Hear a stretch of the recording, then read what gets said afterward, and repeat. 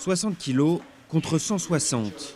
Sayaka Matsuo fait partie d'une poignée de femmes pratiquant le sumo au Japon.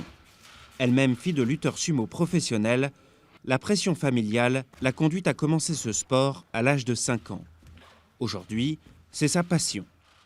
Le plus dur, c'est la collision initiale.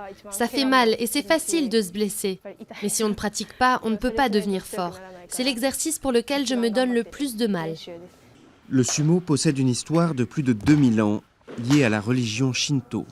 La tradition interdit aux femmes de fouler la terre sacrée de l'arène du Kokugikan, où ont lieu les compétitions officielles. Mais depuis 1997, des compétitions amateurs internationales leur sont ouvertes.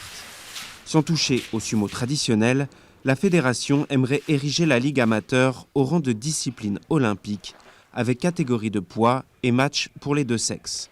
Mais peu de chances que ça soit pour Tokyo 2020.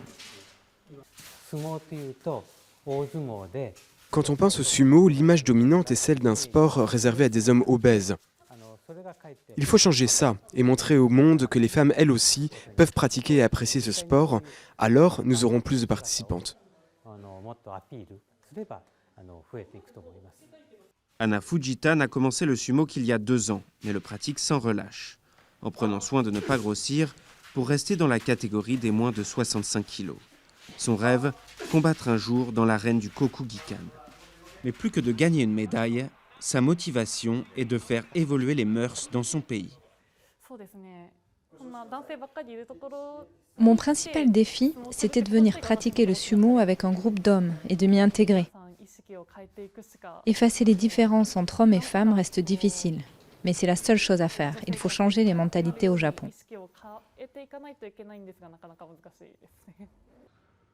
Ce combat-là est loin d'être gagné. Dans les écoles primaires, plus de jeunes filles s'initient au sumo qu'avant, mais selon la fédération, seule une écolière pour environ 300 garçons participe aux compétitions de juniors.